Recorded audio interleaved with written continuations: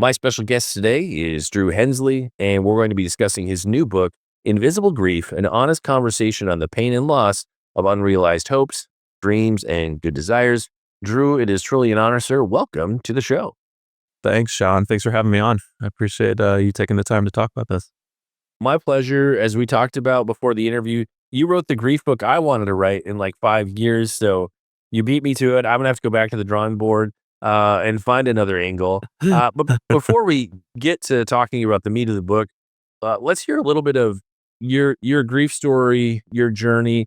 I think for any of us who enter into a season of, you know, like short-term grief from some sudden accident or long-term when you're walking out, just something that is years and years of pain. We're not expecting it. It's a surprise. Yeah. So tell us your story. Yeah. Very much a surprise. I don't think we can plan for grief. So for me and for my wife, this is really her story as much as mine. We were, my goodness, in our late 20s, we moved to Seattle to do church planting and had every expectation of going ahead and starting a family. You know, I think you can take for granted, like, oh, this is a given. We're gonna have a family. We're gonna have kids. We're gonna all those good things. And as we got there and as we, started trying, it really didn't come about. And so we no big deal, kept trying, I think for about a year. And we had others around us who were having children all around us. And finally decided, hey, it's probably just a good idea to go get checked out, see what's going on, see what we need to do, right, to make this happen. And so, yeah, we went to a doctor, got tests done, awaited those results, came into, the room. And first the doctor explained my wife, her test results, fantastic. I was like, great, this is awesome. And then they turned to me and shared that with my test results, basically it would be virtually impossible, for us to have children. Then this word infertility came out. And it did. It just dropped in our lap. It wasn't something we planned for. It wasn't something that we knew much about.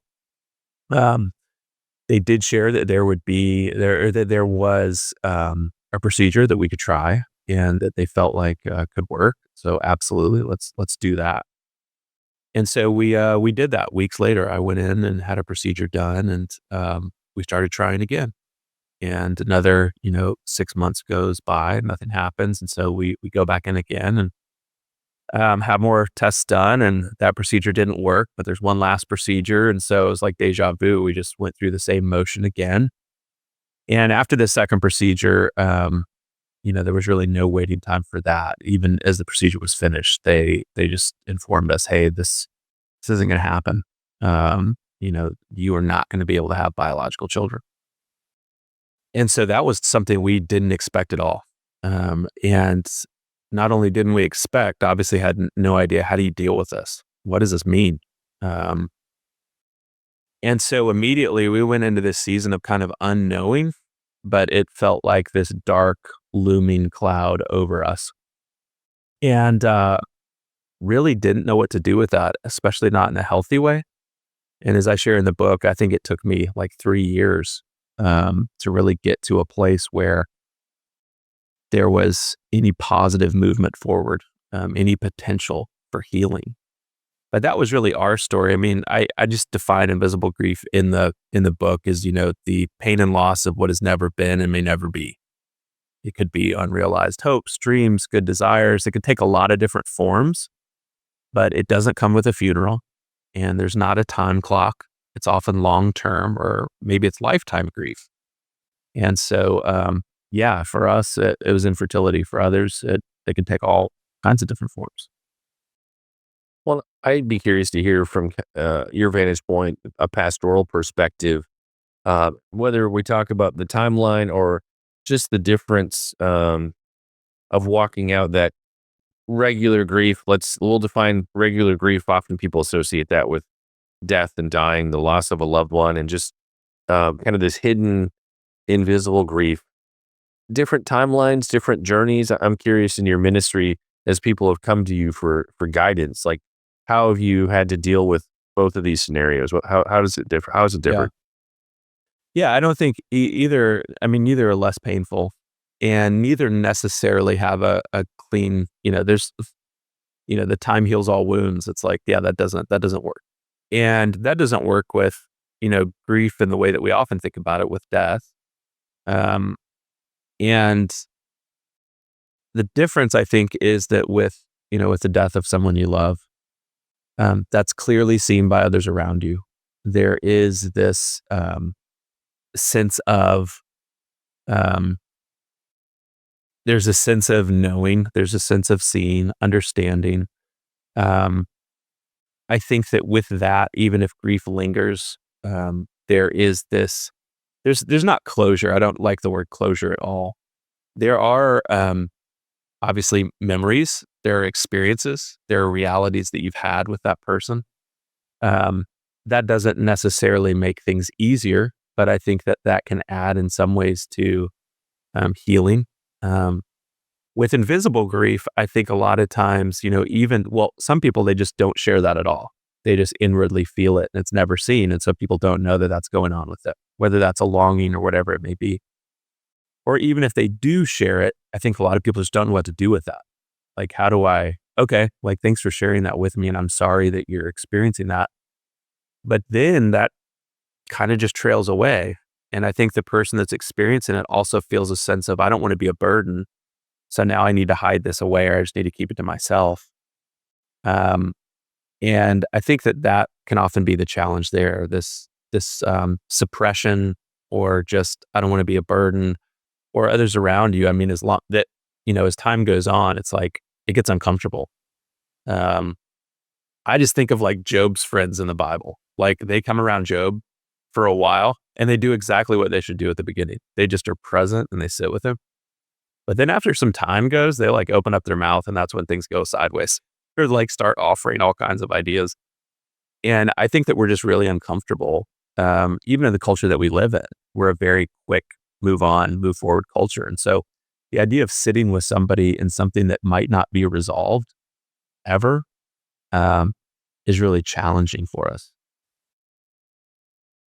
But I'm even curious, Sean, like, I know you've experienced grief, passing of your wife, do you sense any, differences there? I know that you've experienced this and you've gone through this, like, just curious there too. Yeah, I mean, I think it varies some. If you have somebody that dies in a car accident and it's sudden and it's catastrophic, I feel like that's one grief journey, Mhm, versus if you have somebody with a terminal illness and, you watch them die over a course of months or a year or two.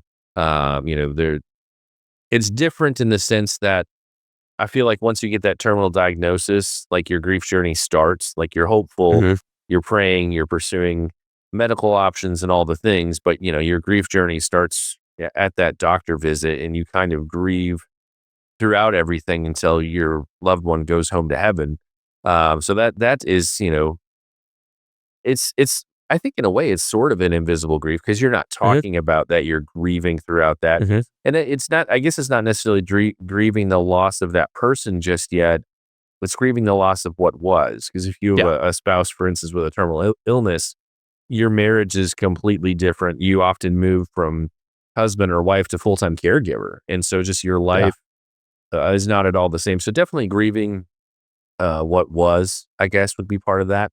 And then on the other side of that year or 2 years, whatever it might be, it's interesting. There is that pressure to move on, because I think for a mhm, lot of our friends and family, 2 weeks after the funeral, they've moved on, and they're yeah, like, and why aren't you moving on too? And one of the most helpful kind of, I guess, feedback pieces early in during grad school days oddly came out of an Old Testament class, with Daniel Block, and I don't know if we were talking about Job or Lamentations or grief in general, but he shared a personal story of, you know, they had had several miscarriages and just the pressure they felt, in their younger days. Like, people are just like, why can't you move on? Why are you grieving this so deeply? And that, unless we're sharing those stories, that can also be a kind of invisible grief too, and which very common that people walk through that. Um, so yeah, a weird place I didn't expect to find grief advice back in the day. But yeah, I think the prolonged journey with somebody with a terminal illness, it's both invisible grief and I think visible grief as Mhm. well. It probably varies by the person, Yeah. for how they're gonna handle it. So yeah, Yeah. I don't know if that was quite the answer you're looking for, but Yeah. it's, No, it's a little bit of no, I everything think in there. there's yeah, I think it's all I mean, I think there's overlap in both as well, right? I think that in one sense, grief is grief. And in another sense, you're right. I think they just take different pathways. And especially for that, what will not be or what's not anymore or what has never been. I think it's just more difficult because sometimes there's not something tangible to grab onto. And I do think as time goes on and people move past that we have a difficult time knowing what to do with that. And if it's okay to still grieve and how should we do it? And all of those questions that pop up. Right. And everybody's different in their grief timelines. Yeah. I've learned that with my Yeah. kids. Like they're all in different places in terms Yeah. of their grieving journey. And on the one hand, I think there's that pressure to move on just from people in general. Be happy your person's in heaven and all that. But on the other, there are friends and family and other people in your life who they're not ready to move on. Like they suddenly seem to start the grieving process like at the funeral, Hmm. and like you can enter into these weird spaces. And I've walked this out over the past 2 years where people get angry with you for moving forward in different areas of your life and not staying in like a pit of despair and grief. But if you're a guy with a bunch of kids and a job and all the things, like you have to keep moving forward in life. You Yeah. can't just, sackcloth and ashes sit in your yard. I mean, you do have to. Yeah. And so that's been an intriguing journey. Just unexpectedly encountering people who are angry that, I'm not grieving in that same place of grief that they are. Yeah. You're Uh, not, I, you're w- not I, grieving the way I you wasn't should be. yeah, Yeah. I wasn't expecting that at all. And it is weird because when you're caring, I discovered this, if you share your journey when you're caring for a sick spouse, you're like a superhero and people love you and you're great and it's wonderful. And then when you move forward in life, all of a sudden their posture changes. It's just, Yeah. it's weird, because everybody has their expectations of how you should walk this out or do this right. And I would say to some extent with anybody's grief journey, you have to walk your own path with God and work it Yeah. out and keep moving forward. Not Hmm. everybody's opinion is gonna be helpful, and there's a Yeah. point where you just kind of ignore some of those people. At least that's been my experience. I don't know, did just with your grief journey, did you have some people trying to be helpful, but it really wasn't? Oh, yeah. Yeah. Yeah. Yeah. Yeah. No, you have a lot of people that, and people mean well. And so you do have to, at the beginning, people would say things to Laura and I, and it would make us enraged. Just, oh, you should just adopt. You should just do this. Like, why don't you just do that? And it's like, oh, thanks so much. We didn't think about that. Um, and so it really, really made us upset. It was just like, how could they say that? It was that insult to a wound that was very much open. I think as we started to heal and get into a healthier place, we started to show more grace towards comments like that and people knowing that they were coming from a good place. They weren't out to get us. They weren't trying to be hurtful. They were trying to be helpful. I do think to what you said, I had somebody ask not that long ago, they said, hey, like, how did, with Laura, like, did you guys ever find yourself at different places? And how did you operate within that? And I was like, yeah, we did. I felt like I came to a place. I mean, eventually we did enter adoption. We adopted our son. He's 7 years old now and fantastic. But we came to that place at a very different time. And I was there before Laura and I was trying to rush her along. And I was trying to do exactly what I didn't want people to do with me. And we had to have just conversations about that. She's like, hey, I'm not there yet. And I actually need to still process some of these things. I need to get to a place. And I was like, oh, yeah, that makes sense. So I do think you're right. I think what it ultimately comes down to is everybody's in a different place. I think for the most part, people are trying to be helpful. And at the same time, I think you have to commune with God and you have to be honest about where you are and you have to move forward in a way that honors what is and lives in reality. And also trusts and believes that God's not done in a sense. And so he still has purpose and meaning and plan and just move forward in that, as messy as that may be. Well, I think we as men can have a tendency to want to solve problems or fix things, whether it's, you trying to maybe solve problems for your wife, like, this is how we're going to move forward. I got Hmm. it figured out. I have a solution. Or even me walking the journey with my kids who range from, I have an infant up, up until like 27, for the kids grieving. It's a different pace. It's a different journey. They have different needs. They're not in the same place as me.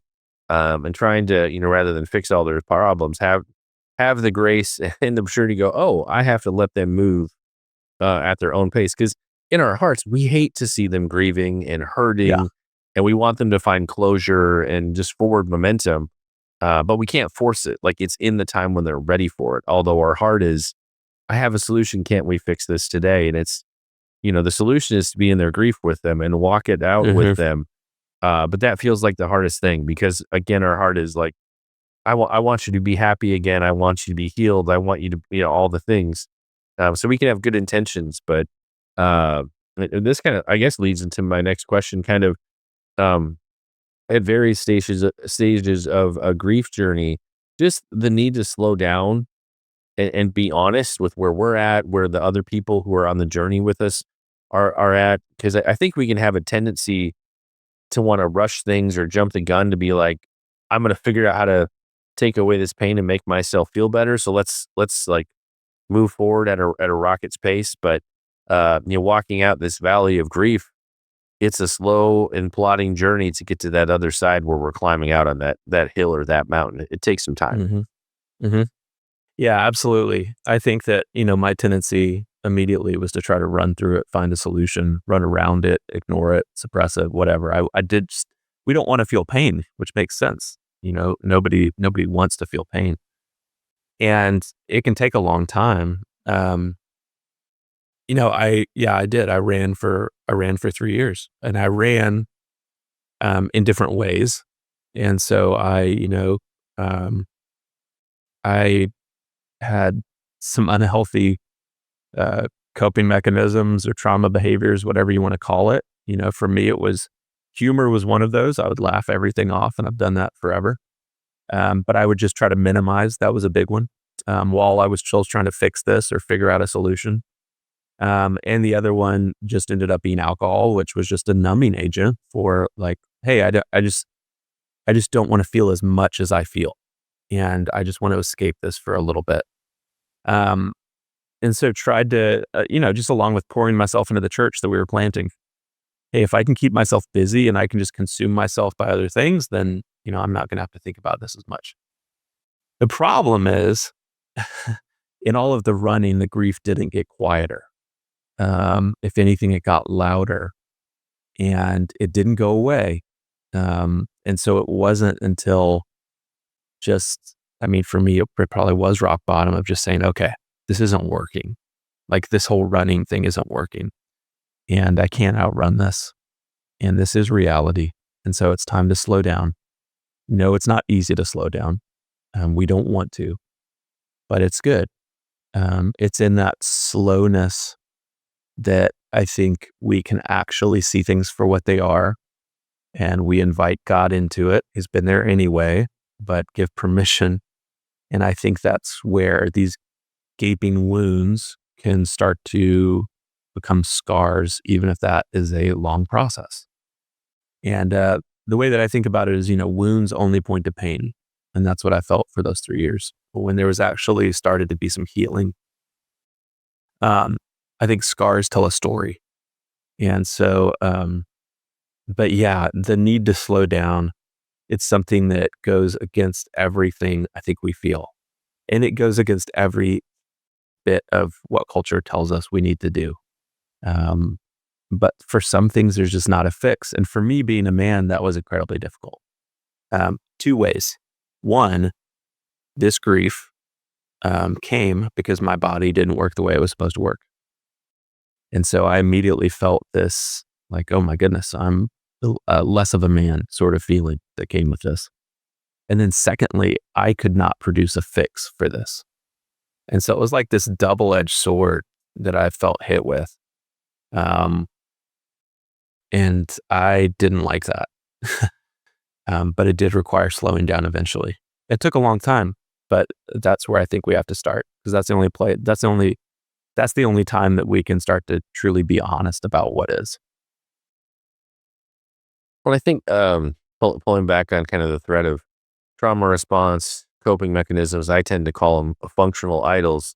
Yeah. And this is honestly, this is something I warn people about who are in those early stages of a grief journey, just because I've had friends who've also lost a spouse who will call and just want me to listen and sit with them and what just happened. And so one of the things I will tell them is like, watch out for your functional idols popping back up. Hmm. Because we are looking for things that can numb the pain. And I think one of the ditches our brain will go back into, especially if we've struggled with addictive behaviors, be it around pornography, alcohol, food, numbing ourselves with streaming TV, whatever it might be. Yeah. If you see yourself being drawn into old and bad habits, you got to pull yourself out of that, because that is, I mean, I think for a lot of people on their journey, they're going to have experiences of that, and when they see themselves in those spaces, they have to be honest. They have to go to God and like deal with that and pull themselves in with God. I would say pull themselves out of that pit that they're starting to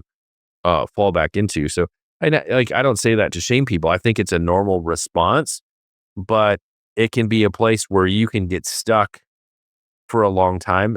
I'll say for me, I mean, I have 11 children now. I had 10 kids at the time while my wife was ill. And like, that was one thing that helped me not go as much into those dark places, because I couldn't. I still had to care for these 10 kids. I still had to have a job and feed them and run the household and all the things. And so even though it maybe felt like an extreme responsibility to be responsible for all the things, it was also a blessing, because it forced me to not be able to, you know, stop and languish.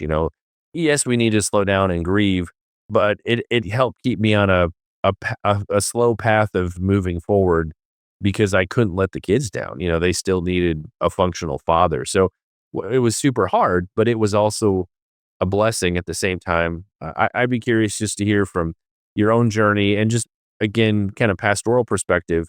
Have you encountered other people where they're like, wow, this popped up and I was not expecting it? Things that you're like, that hasn't reared its head for 20 years. I dealt with that in college. I thought I was delivered and healed from that. And what's going on? So I don't know if that, you've seen that Yeah. in other people's grief journeys. Yeah. No, I definitely have. As I've walked with different people, they've shared those similar things. And so I think that just shows that that's a tendency for those things to pop up that we thought were fully dead, or that we just hadn't struggled with, because life hadn't gotten maybe to that place where it was like, I need, it's screaming, our body's screaming, I need relief. And so we start to grab things that are familiar to us. Yeah, for other people, a number of things, some of the things you mentioned, just anything I think that can numb or distract or give us a little bit of escape. And what I like that you said, Shaun, I think there's a difference. You said, with having to still, lead your family and do what you needed to do, there wasn't really this time to languish. I think there is such a big difference between languish and lament. Lament is this healthy thing, right? And I think we've kind of lost this almost art of how to lament. There's some good new resources on it. I think one of the books, Dark Clouds, Deep Mercy, is a good one on that, just like this practice of lament. But that's very different, because lament is even this honest, it's this being honest, but even in almost a forward thinking. Whereas languishing is, I'm just going to sit here and there's no movement. And that's not really, when people use this word too, that's become really popular, which is processing. I'm in process. And, I'm always not quick to ask, but I'm like, okay, what does that look like? And how is that going? And it's almost like, what do you mean how it's going? I already told you I'm in process. And I'm like, no, well, process means that you're moving somewhere. Um, but I think it can be almost this crutch of, no, I'm process, don't ask me anything, or don't come alongside me. But lament, unlike that, I think it's this like opportunity to turn to God, Do you see this with David and throughout the Psalms, like turning to God, being brutally honest, asking God, um, why have you forsaken me? Where are you? Um, Asking him to deliver all of these things. And then it wraps with trust. That's how I think about it. Turn, ask, and trust. And that's how David usually ends his Psalms. It's kind of wild. He starts with, God, where are you? You've forgotten me. How long will you let me die? And then in the end, it's, I know you're good. And I know that you have good plans and all of these things. And so, but I think there's a big difference there, right? Between just almost being stuck and being okay with that and actually lamenting. And I think that lamenting actually usually propels us towards some healing. Well, I want to pull on the coping mechanism thread one more time just to redirect it in a positive direction. Um, Yeah. I think too when you find yourself being drawn into as we've talked old habits, bad habits, new bad habits, whatever it might be, I feel like we need to intentionally strive to replace those with positive coping mechanisms. Hmm. So for me, I'd get up at 4 or 5 in the morning because that was the only free time I had in that season of when my wife was ill or afterwards. And I'd go for just walks. I mean, I've got a huge field in my front yard, and I would just walk and pray for an hour every morning and just, be in a quiet space and listen to God. And so, like, that for me was my coping mechanism, way to get filled back up and just kind of stay sane in that season. It doesn't have to necessarily be that. Other people may have other things that are going to be meaningful for them.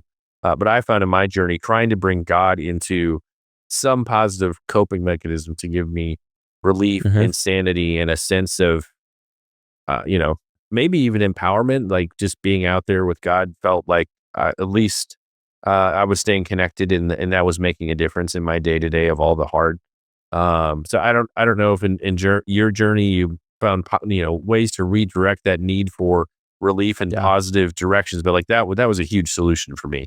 Yeah. I think that's a big one. A pastor several years ago, he asked me this question. I was interviewing for a role with him.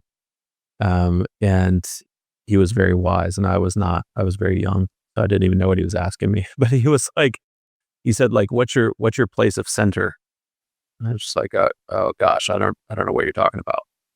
And then he explained, he was like, hey, no matter how the day goes or no matter what I have planned, like, he's like, I'm always, at the gym at 4 o'clock. And he says, so I know that no matter how the morning goes, no matter what's going to come, like I have this time. And he said, I go there and he's like, I pray and I get on the treadmill and I do these things. I was like, oh, that's really good. And so, yeah, I found that was super helpful on the other side of the unhealthy coping mechanisms, the healthy ones to remember that and to put those things in place. I think that in the midst of grief, like you're saying, Sean, healthy rhythms and practices are really important and not just checking a box, but instead of going to this, I'm going to go to that, right? Instead of, picking up a bottle, I'm going to go for a walk. I'm going to read, I'm going to pray. Um, I think those are incredibly important because what they do is it's essentially us giving ourselves even permission to say, hey, today might be incredibly heavy. Today might have been brutal. Um, but there's this regular rhythm or rhythms that are built in there where there's some relief, if you will, where there's almost permission to say, I'm going to go take this hour and pray. I'm going to go take this, time and go do this. And I think that's important because this isn't a sprint. If grief is long haul or if grief is for a long season, whatever it may be, we have to find healthier ways to walk that out in the normalness of life. And so I totally agree with you. That was big for me too. And I don't remember if you specifically addressed this in your book, but this is something I'm still walking out in my journey. Just like the physical, mental, emotional, spiritual toll. Like think of books like The Body Keeps Score. In the midst of like just the crazy of a prolonged grief journey of years, I feel like in the eye of the storm, we don't understand or really grasp the toll it's taking on our body. And when you get to the other side of kind of walking out of that valley, it's a very slow journey to find your way back to like physical, emotional, mental stability and health. Like your body, mind, spirit, like it feels like you're stuck. 100%. And I mean, I'd love to hear if that was any of your journey or if you've seen that with other people you've counseled. Cause like for me, it was very much unexpected. I'm like, can't lose weight. I can't this, I can't that. It's like my body is Mhm. just stuck in a weird time warp. And things are improving as time goes on. But that was something a lot of people don't prepare you for, that just that extended grief is really harsh on our Yeah. whole being. Yeah, it wreaks havoc. I think that, yeah, for me, I definitely experienced that. I mean, I wrestled in a sense with anxiety since college. And so, that wasn't new for me. Stress, anxiety, just kind of this chronic piece, mental health. But at the same time, it was pretty under control. During when a grief entered this, that spiked like crazy. Just anxiety, panic attacks. I felt the toll, right? Palpitations, all of it. Things that I had experienced, but not to that extent. Yeah, I think our bodies tend to slow down too because our minds don't. And so what happens is that we're so consumed mentally and so worn out mentally that then we start to feel it physically, and definitely felt that, just no matter what it was for Laura and I was like, man, I'm exhausted. We didn't do anything. And it was like, yeah, but our minds were just running and we were feeling this weight, or we were feeling depressed, or we were feeling frustrated or anxious, whatever it may be. And I've walked with so many people who were in the same boat, who had things pop up that they never expected, or new things that happened. I had a panic attack. What in the world is that? It's like, okay, let's talk about that. I'm a big advocate on, it, we had somebody, come to a church when I was in Seattle, and we were walking through our own stuff and, but in a healthier way before we moved, to Charleston. And somebody left a church down the street and they came to ours. And I was just like, hey, welcome. Why are you guys here? All of that. And the guy, his husband and wife, he was having suicidal ideations. And I was like, oh, okay. But their pastor told them, you know, to not take medication, to not seek counsel, to not seek therapy, that, if you just have enough faith, you don't need any of that. You'll be fine. And I was like, yeah, I don't see it that way. Um, I think that I think that what you're experiencing is real. And I think that it's good to be honest about that. And I think that and they were going through a difficult season. And so I was like, I think that God gifts us with certain people and certain things to be able to, in a healthy way, um, respond and cope. But all that to say, I do think it takes a huge toll. I think you have to be honest about that. And I think that even more requires that we have some of those healthy rhythms in place and that we're honest with the people around us. To be honest, that was one of the healthiest things for me when I was feeling mentally, emotionally, spiritually, all of these things. The thing that sort of broke the floodgate open in a healthy way was when I started to open up and be honest with other people about what I was feeling, what I was experiencing. It was just a reminder that I wasn't there alone, because feeling like I was alone in it only exacerbated what was going on internally. I think the place I'd like to go next is just have you comment on what are some of the promises from God's word that we can stand on when we're not getting the answers to prayer that are seeking. Like, God is still good, God is still with us, God still loves us, but it's sometimes it's very hard to reconcile when I'm not getting the answer I wanted or the result I wanted. It's even more frustrating when you have friends and people where maybe they've dealt with the same thing and everybody was praying and they got that miracle or that breakthrough, and 100%. here you are, you're like, God, where are you? And so I feel like when you're in that season of questioning, and you're almost always going to find it when you're on a grief journey, you're like, what are the promises that we can read and recite and keep in front of us? Like, oh, God is still good. He's still with me. Because when that result doesn't pop up every single day, it's sometimes there are days when it's hard to believe it. 100%. And I think that that's where we have to grab onto those promises. And we have to go back again and again and again.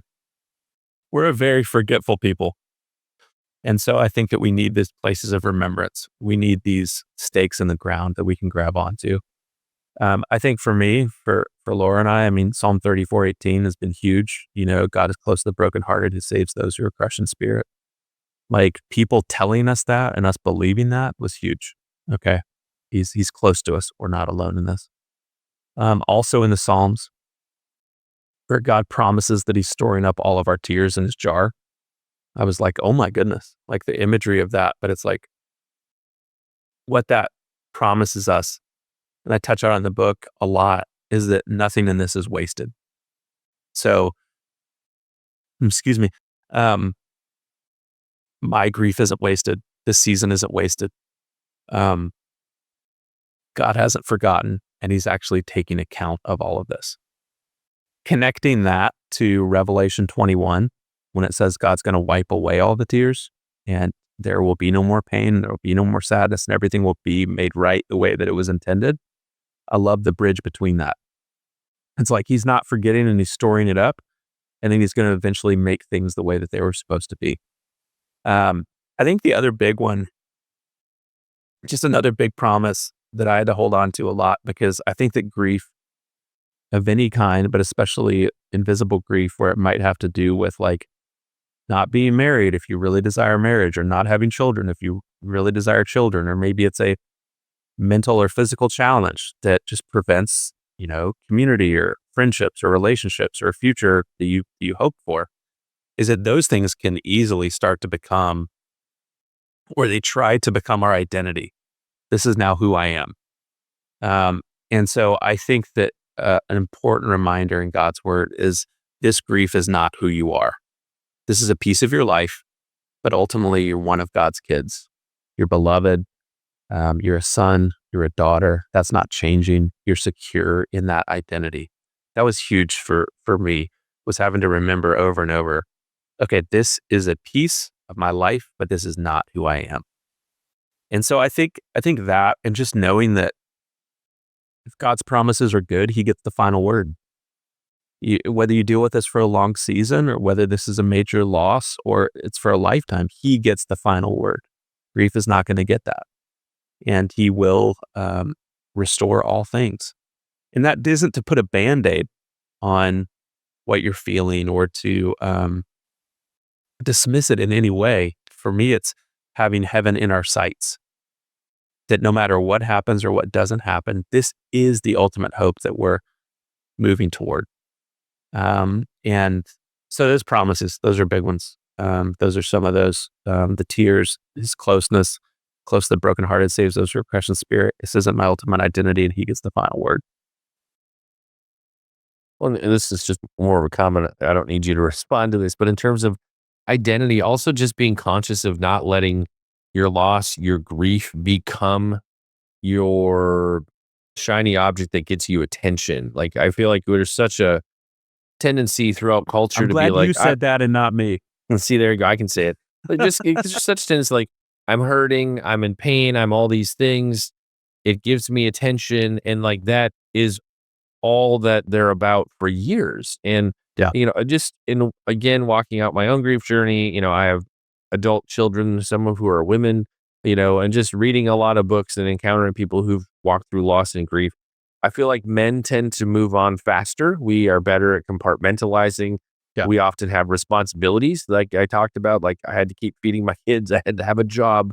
And so there is a tendency to find momentum there. I've noticed with some of my older girls, like it's a longer journey, and they're more in this prolonged season of grief and walking it out, meeting, other friends who've lost a husband and just talking about their grief journeys. I've noticed that women tend to stay in these journeys longer than men sometimes. And maybe it's just the differences in the way God made us.